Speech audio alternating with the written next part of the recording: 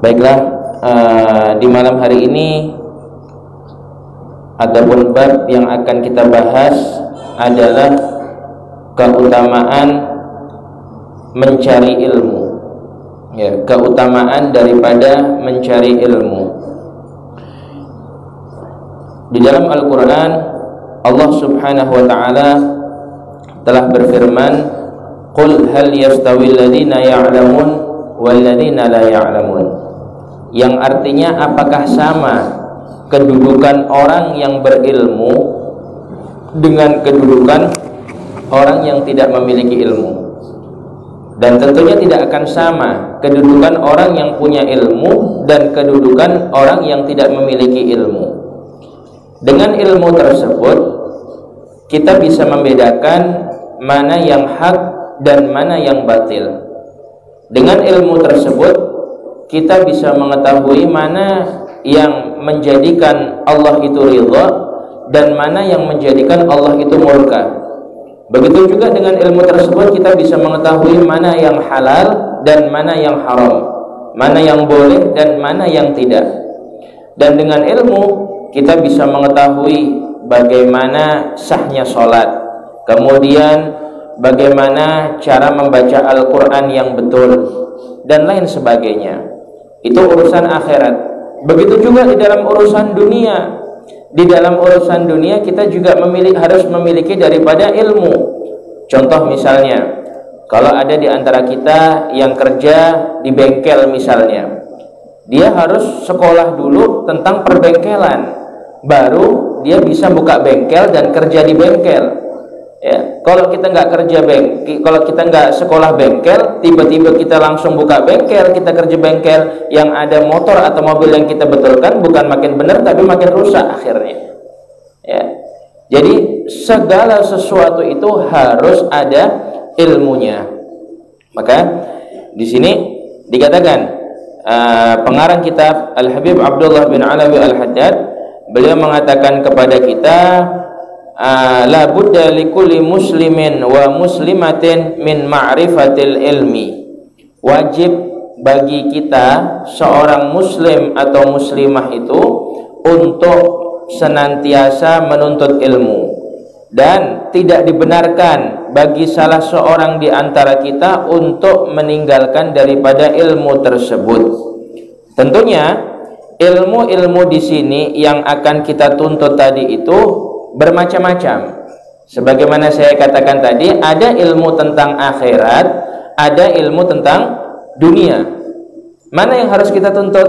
Apakah ilmu akhirat atau ilmu dunia? Dua-duanya harus kita tuntut. Ya, dua-duanya harus kita dapatkan. Ilmu dunia kita harus memiliki juga karena kita hidup di dunia. Ya, karena kita bukan hidup di planet. Kita belum hidup di akhirat, kita masih di dunia dan kita butuh ilmu dunia. Begitu juga ilmu akhirat. Ilmu akhirat kita juga butuh. Kenapa? Karena kita tidak selamanya hidup di dunia. Ada tempat setelah kita berada di dunia, yaitu alam akhirat, yang mana untuk mencapai alam akhirat tersebut kita memerlukan ilmu untuk sampai ke sana. Maka di sini Rasulullah sallallahu alaihi wasallam beliau telah bersabda, talabul ilmi fardhatun ala kulli muslimin wa muslimatin. Menuntut ilmu itu hukumnya wajib bagi seorang muslim atau muslimah. Bahkan dikatakan lagi di dalam hadis yang lain, utlubul ilma walau bisin. Tuntutlah ilmu itu walaupun sampai ke negeri Cina. Artinya apa? Disunahkan, dianjurkan bagi kita, kalau kita memiliki kemampuan, kalau kita ini memiliki waktu, kemudian kita ini masih muda misalnya, masih kuat, tuntutlah ilmu sekalipun sampai ke tempat yang jauh. Ya, sampai ke tempat yang jauh. Kenapa? Karena ini sesuai dengan hadisnya Rasulullah sallallahu alaihi wasallam. Termasuk duduknya kita di malam hari ini. Ya, duduknya kita di malam hari ini adalah salah satu cara untuk kita ini mendapatkan daripada ilmunya Allah Subhanahu wa ta'ala. Yang tadinya kita nggak tahu, setelah kita duduk di sini kita sama-sama tahu. Yang tadinya kita kurang faham, setelah kita duduk di tempat ini kita bisa sama-sama faham. Yang tadinya kita jauh dari Allah Subhanahu wa ta'ala, setelah kita pulang daripada tempat ini, dari majelis ini, kita menjadi hamba yang dekat dengan Allah Subhanahu wa ta'ala. Bahkan itu pernah Rasulullah itu ketika duduk bersama para sahabatnya, Rasulullah itu berkata, "Idza marartum bi riyadil jannah farta'u." Apabila kalian melewati kebun-kebun surga, maka mampirlah di dalam kebun surga tersebut. Sahabat heran, "Wa ma min riyadil jannah ya Rasulullah?" Kalau begitu apa sih yang dimaksud daripada kebun-kebun surga itu? Dijawab sama Rasulullah, qala hilaqatu dzikir. Kebun-kebun surga itu adalah majelis ilmu, majelis zikir, majelis yang mendekatkan diri kita ini kepada Allah Subhanahu wa ta'ala, seperti majelis yang kita duduk di malam hari ini. Dan duduknya kita di malam hari ini bukan hanya dihadiri oleh manusia saja. Di dalam hadis itu dikatakan, sesungguhnya Allah itu mempunyai makhluk dari golongan malaikat yang Allah tugaskan khusus untuk mencari daripada majelis-majelis ilmu seperti ini. Dicari ini majelis ini, ya, majelis ini dicari sama malaikat. Ketika malaikat sudah mendapati daripada majelis tersebut, maka malaikat akan duduk bersama kita. Jadi jangan dikira yang kosong ini nggak ada siapa-siapa. Yang kosong ini diisi sama siapa? Diisi sama malaikat-malaikatnya Allah Subhanahu wa ta'ala. Ini turun naik malaikat ke dalam majelis ini. Kenapa? Karena malaikat senang melihat hamba-hamba Allah Subhanahu wa ta'ala sedang menuntut ilmu. Ketika malaikat sudah mendapati, malaikat keliling, ternyata di Gang Triputri, di Surah Nurul Jannah, di setiap Jumat malam Sabtu sehabis maghrib, di situ diadakan majelis ilmu yang dihadiri oleh warga setempat. Malaikat kumpul, duduk bersama kita. Sampai kapan? Sampai kita selesai majelis. Setelah sholat isya, malaikat kembali lagi kepada Allah Subhanahu wa ta'ala. Ketika malaikat kembali kepada Allah Subhanahu wa ta'ala, sebelum balik kepada Allah, malaikat catat nama-nama kita. Dicatat nama kita ini semua, dicatat nih sama malaikat nih, ya. Fulan bin Fulan, Fulanah binti Fulan, Haji Fulan, Ibu Fulan, ya, dicatat semuanya sama malaikat. Tidak ada satupun yang terlewat daripada catatan malaikat tersebut. Kemudian setelah malaikat kembali kepada Allah Subhanahu wa ta'ala, catatan tadi itu dibawa sama malaikat, menghadap langsung kepada Allah Subhanahu wa ta'ala. Lalu Allah bertanya kepada malaikat tersebut, "Wahai malaikatku, kamu dari mana?"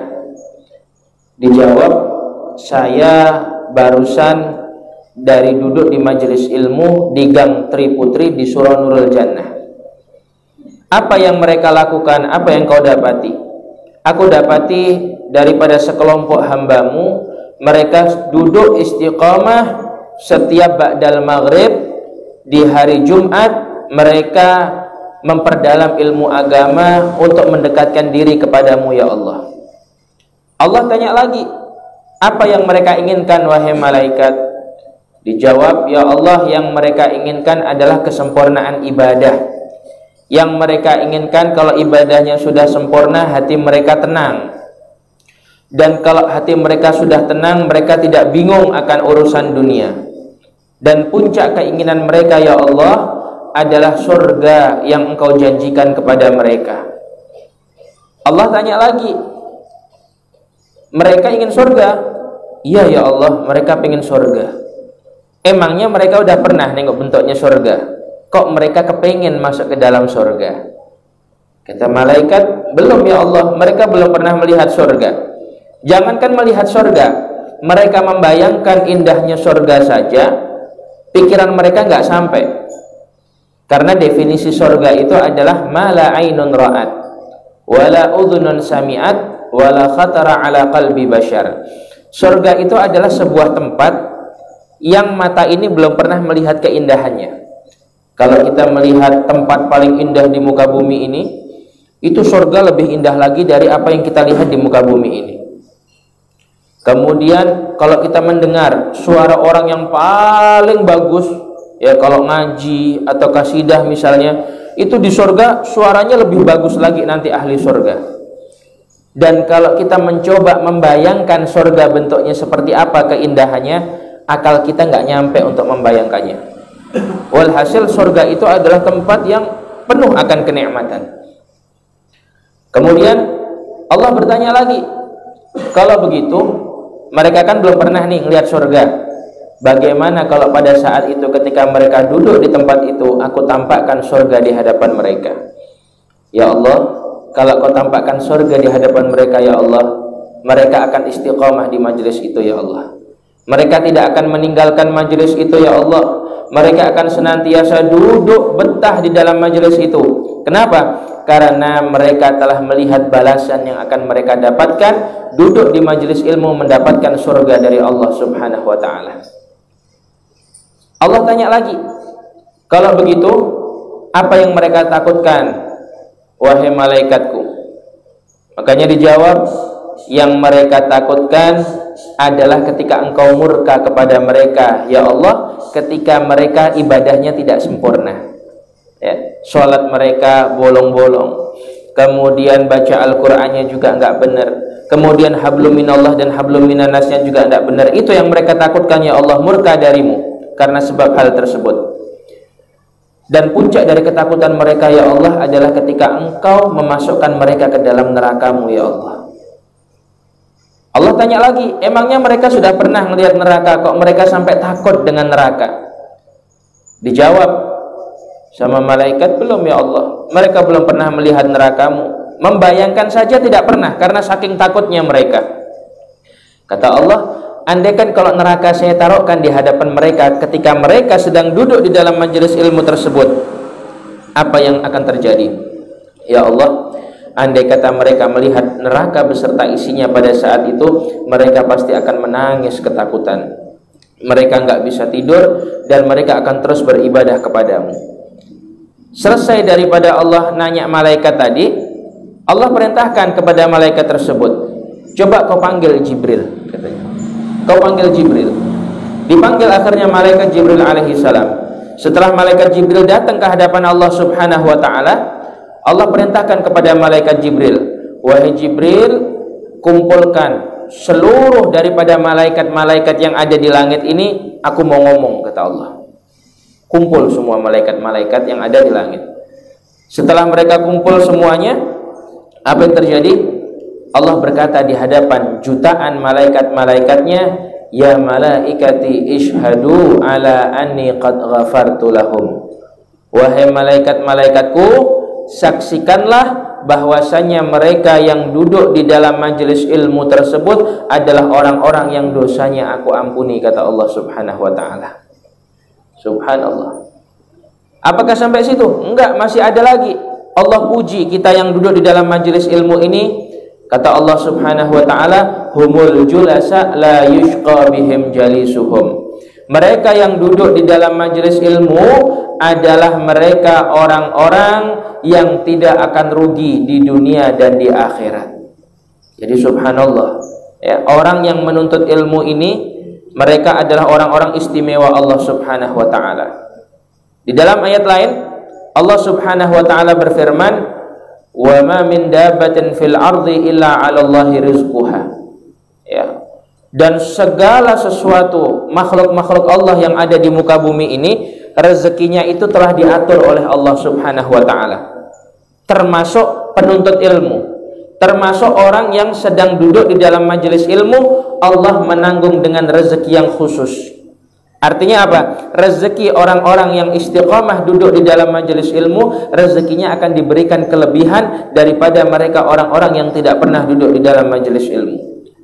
Maka terkadang orang ini subhanallah memang berat, ya, hadir ke dalam majelis ilmu, istiqamah duduk di dalamnya memang berat. Ujian terbesar ketika duduk di dalam majelis ilmu ini adalah keistiqamahan. Makanya istiqamah itu mahal, ya. Istiqamah itu mahal, ya. Kalau mau ringan, namanya ya istirahat, bukan istiqamah, ya.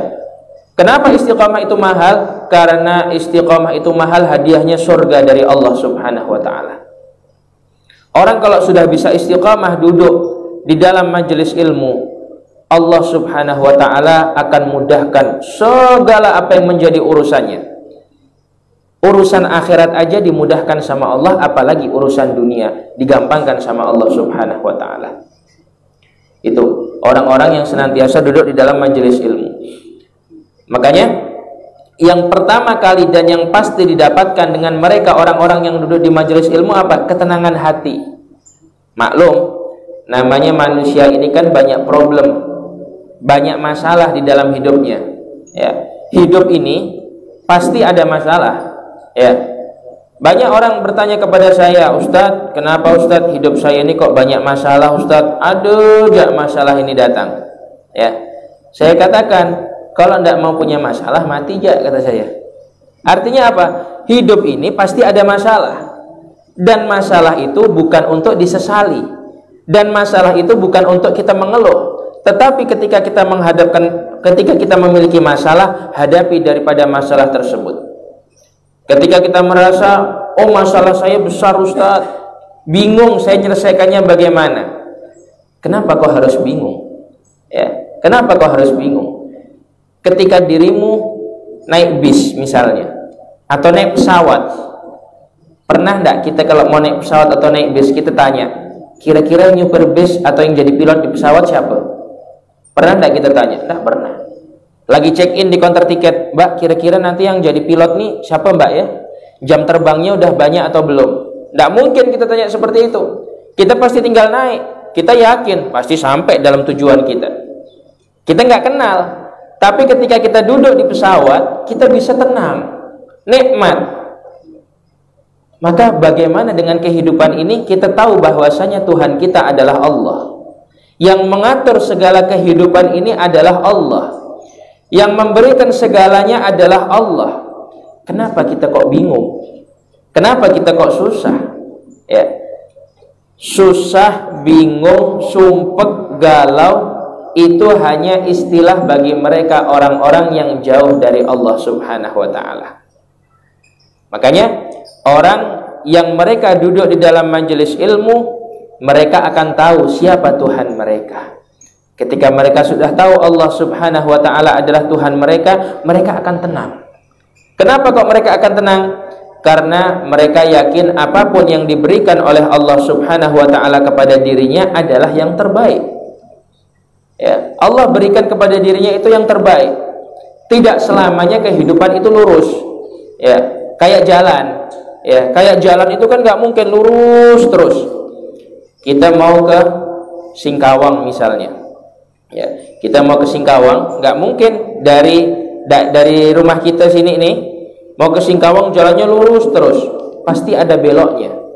Kadang belok, kadang naik, kadang turun, kadang jalannya tidak bagus. Kadang ban kita bisa-bisa kena paku, akhirnya ban kita bocor, kita harus ganti ban di pinggir jalan. Ya. Apakah kita berhenti ketika kita mendapati jalan yang seperti itu? Enggak.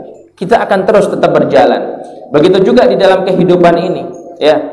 Sebesar apapun masalah yang kau miliki di dalam kehidupan ini, jangan kau putus asa. Ya. Jangan kau menyerah. Jangan mengeluh. Ada Allah. Ya. Makanya Al-Imam Ibn Athaillah As-Sakandari, beliau mengatakan, ketika kita sukses, jangan lupa kita sujud. Ya. Ketika kita memiliki masalah, jangan lupa kita sujud. Artinya apa? Kalau kita senang, jangan lupa kita sama Allah Subhanahu wa ta'ala. Begitu juga kalau kita lagi susah, jangan jauh-jauh juga kita dari Allah Subhanahu wa ta'ala. Karena terkadang ada orang yang dia itu diberikan kebahagiaan oleh Allah Subhanahu wa ta'ala, lantas dia lupa dari Allah Subhanahu wa ta'ala. Tetapi tidak sedikit juga yang mereka diberikan kebahagiaan oleh Allah, mereka semakin dekat dengan Allah Subhanahu wa ta'ala. Sebaliknya ada juga orang yang dikasih susah sama Allah, dia malah menjauh dari Allah Subhanahu wa ta'ala. Percuma, saya pun sholat kayak gini ya. Ada juga mereka orang-orang yang mereka dikasih susah, tapi mereka semakin dekat kepada Allah Subhanahu wa ta'ala. Maka bagaimana kita menanggapinya? Maka yang harus kita lakukan, kita ambil jalan tengah. Ta'arraf ilallah fir raha, ya'rifka fi syiddah.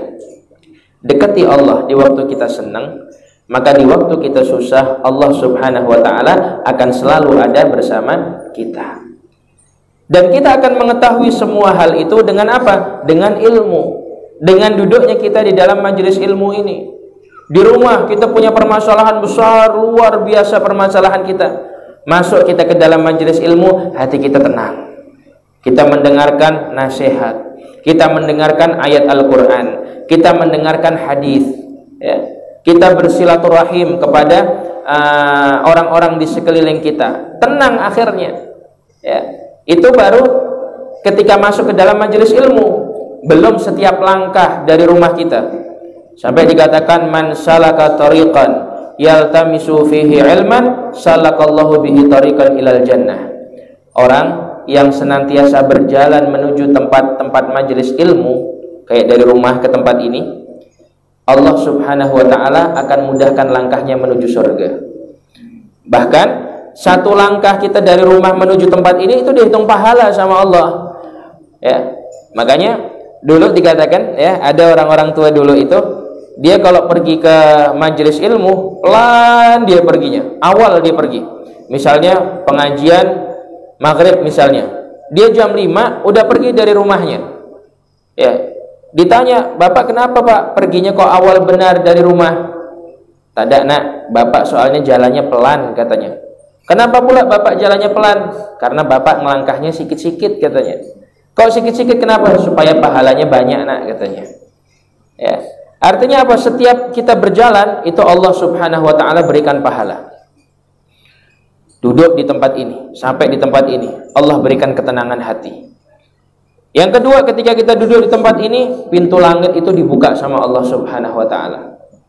Kemudian Allah melihat hati kita. Ini ketika duduk di majelis ilmu nih, apa yang jadi niat kita nih?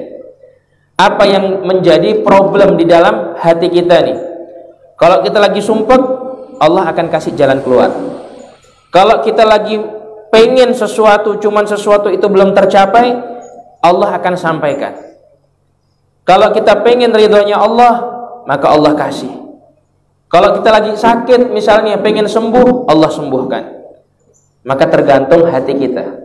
Ketika kita duduk di dalam majelis ilmu ini, tergantung hati kita. Maka jaga hati. Bagaimana niat kita ketika kita masuk ke dalam majelis ilmu, ya.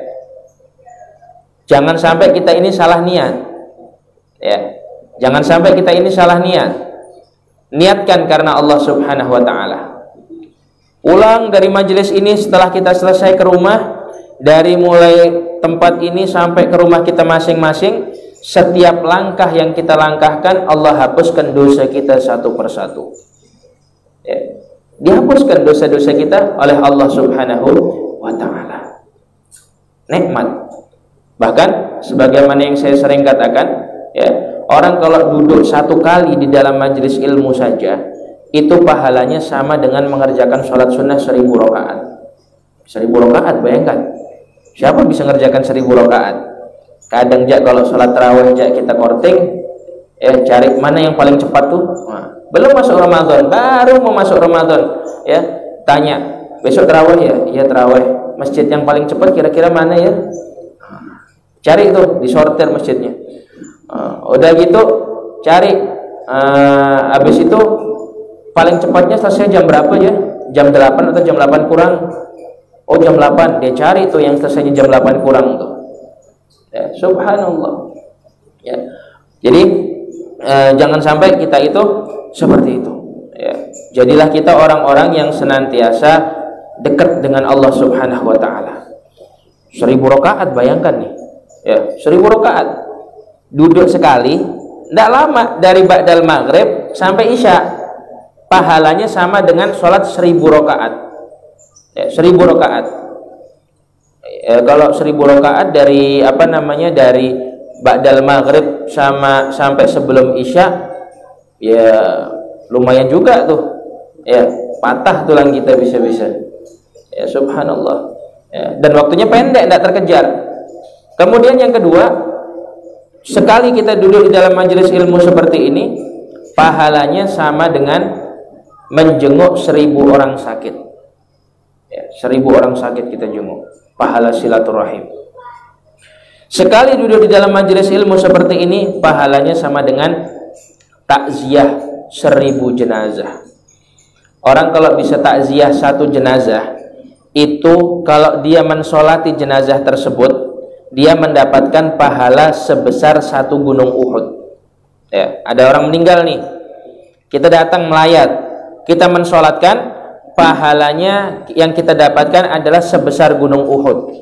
Tinggi gunung Uhud itu. Ya, yang pernah umrah, yang pernah haji kan pernah lihat tuh gunung Uhud. Tinggi itu gunung Uhud. Pahalanya seperti itu. Sekali kita kalau nyolatkan nih. Kalau kita nganter tadi orang tadi ke kuburannya, sampai ke kuburan, sampai dimakamkan, kita mendapatkan 2 daripada pahala yang besarnya seperti gunung Uhud. Ya, itu 1 jenazah. Tapi duduknya kita di tempat ini pada malam hari ini seperti kita bertakziah kepada 1000 jenazah. 1000 dikali 2 berarti 2000. 2000 pahala sebesar gunung Uhud malam ini kita dapatkan. Banyak pahalanya. Ya. Tapi tak nampak Pak Ustadz. Ya memang tak nampak namanya pahala. Ya. Pahala itu memang tak nampak. Kapan nanti dapatnya? Nanti ketika kita ada di akhirat nanti. Tabungan kita untuk akhirat, investasi akhirat kita. Ya. Jadi yang istiqamah duduk di dalam majelis ilmu. Kemudian setelah kita mengetahui daripada kemuliaan daripada orang-orang yang menuntut ilmu di sini, ilmu apa saja yang harus kita pelajari? Yang pertama adalah al-ilmu billah. Ilmu tentang pengetahuan kita kepada Allah Subhanahu wa taala. Sering kita ucapkan ya di dalam doa iftitah itu, inna salati wa nusuki wa mahyaya wa mamati lillahi rabbil alamin. Sesungguhnya salatku, ibadahku, hidupku dan matiku semuanya untuk Allah Subhanahu wa taala. Juga biasanya di dalam doa-doa ya setiap pagi sama setiap maghrib kita sering baca raditu billahi rabba wa bil islami dina wa bi muhammadin nabiyya wa rasulah. Saya ridho Allah itu adalah Tuhan saya. Ya. Jadi ilmu yang pertama harus kita pelajari adalah ilmu tentang Allah Subhanahu wa taala. Artinya apa? Yang kita pelajari bagaimana sifat-sifat Allah Subhanahu wa taala. Disebutkan di dalam Al-Qur'an, walillahil asmaul husna fad'uuhu biha. Allah itu memiliki nama-nama yang bagus, maka sebutlah nama-nama Allah Subhanahu wa taala tersebut. Itu kan asmaul husna ada 99. Ya. Doa minta sama Allah, dikatakan bahwasanya barang siapa ya, barang siapa yang berdoa menggunakan asmaul husna, maka Allah Subhanahu wa taala akan kabulkan daripada doanya. Dan kalau ditanya fadilahnya asmaul husna apa? Fadilahnya sangat banyak, luar biasa.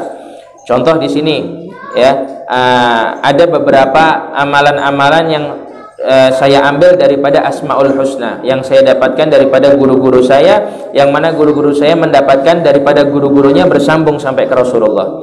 Contoh misalnya, apabila hidup kita ini pengen ya, kita hidup ini pengen dicintai sama manusia, pengen hidup ini diberikan mudah sama Allah Subhanahu wa taala, jangan tinggalkan membaca ya arhamar rahimin. Ya arhamar rahimin, ya arhamar rahimin, atau mau membacanya ya Rahman, ya Rahim, boleh.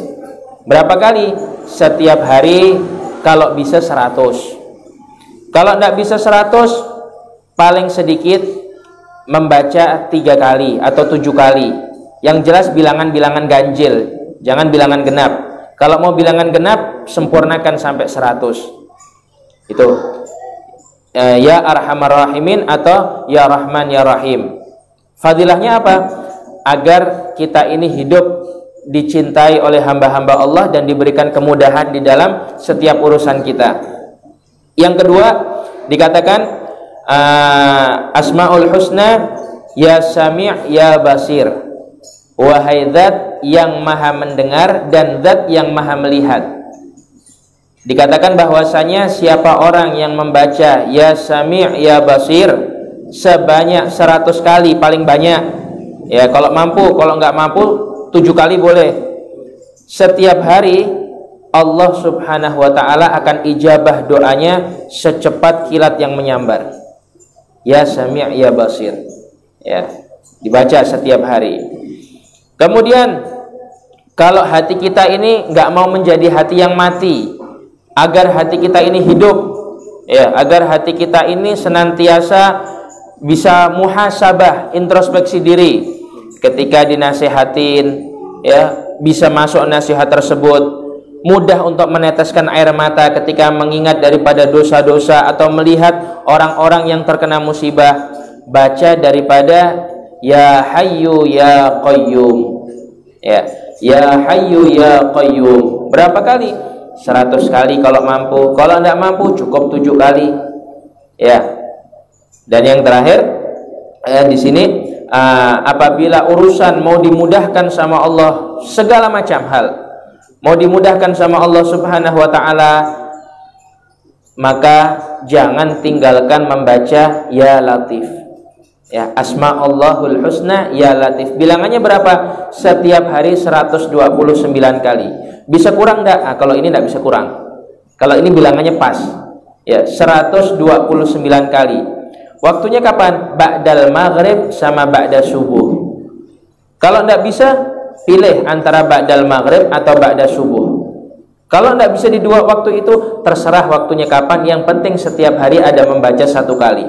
Ya Latif, ya Latif, ya Latif, ya Latif, ya Latif, ya Latif, sebanyak 129 kali. Apa fadilahnya? Hati akan lembut, urusan akan mudah.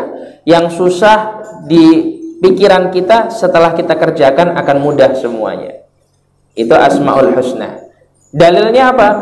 Tadi yang sebagaimana saya sebutkan, walillahil asmaul husna fad'uuhu biha. Allah itu memiliki nama-nama yang mulia, maka sebutlah nama-nama Allah subhanahu wa ta'ala tersebut. Kenapa? Karena Allah itu suka dipuji. Makanya kalau kita doa, ya, kita doa minta sama Allah subhanahu wa ta'ala, jangan kita langsung sebut hajat kita. Ya Allah, saya pengen punya rumah. Ya Allah, saya pengen punya anak. Ya Allah, saya pengen punya istri. Ya Allah, saya pengen punya suami. Ya Allah, berikan saya rezeki. Jangan langsung. Tapi bagaimana? Istighfar dulu, minta ampun sama Allah.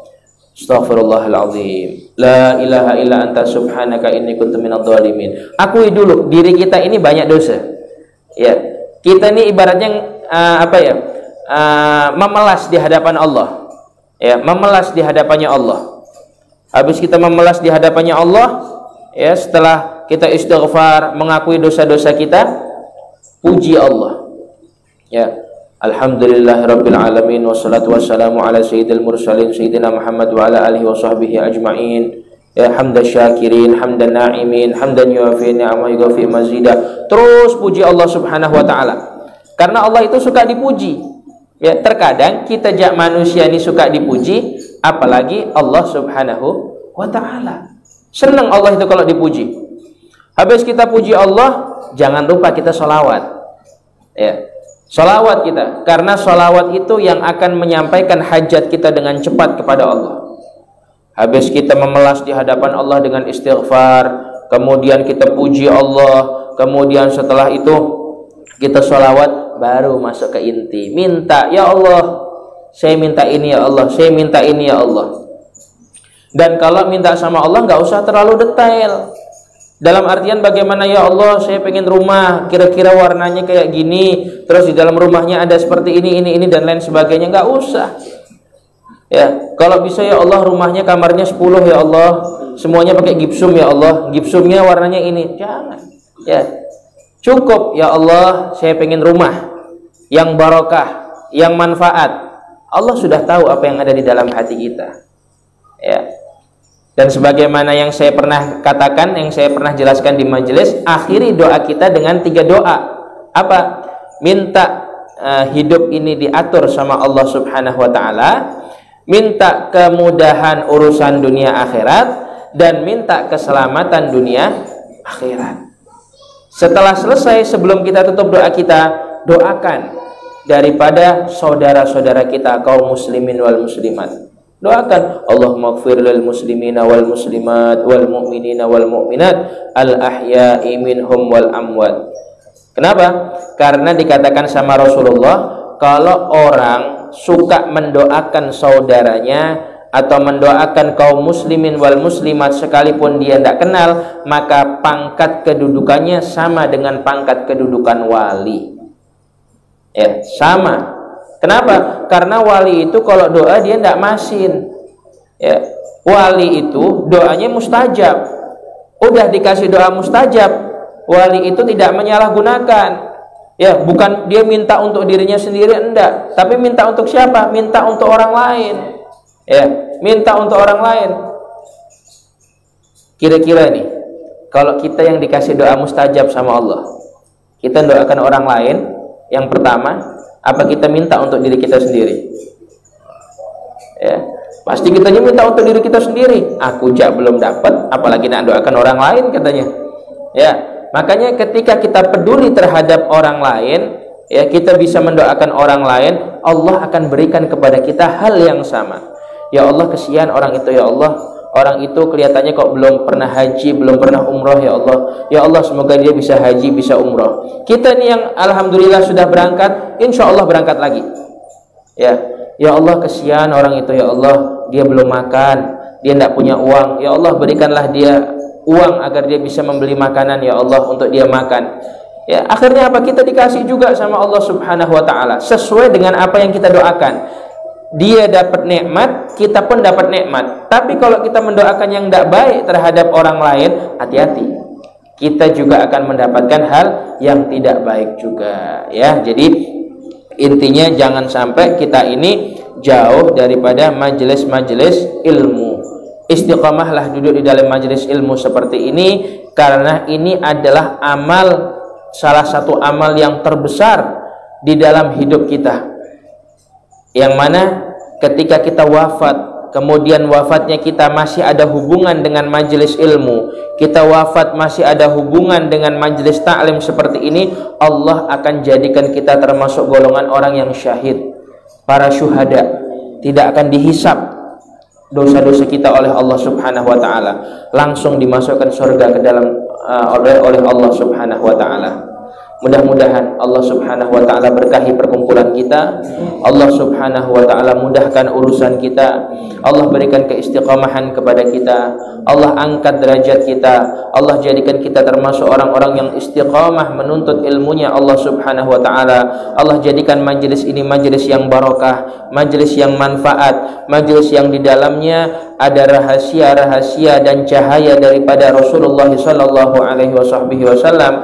Dan siapapun yang hadir di dalam majelis ini atau yang mendengarkan daripada majelis ini, catatlah mereka termasuk orang-orang yang bahagia di dunia dan di akhirat, dan kumpulkanlah kami semuanya bersama Rasulullah sallallahu alaihi wasallam di surgamu ya Allah. Amin ya rabbal alamin. Allahumma ij'alna minas su'ada'il maqbulin wa la taj'alna minal asyiya'il mardudin. Wa sallallahu ala sayyidina Muhammadin wa alihi wa sahbihi wasallam, walhamdulillahi rabbil alamin. Kurang lebihnya saya mohon maaf. Wallahul muwaffiq ila aqwamit thoriq. Assalamualaikum warahmatullahi wabarakatuh.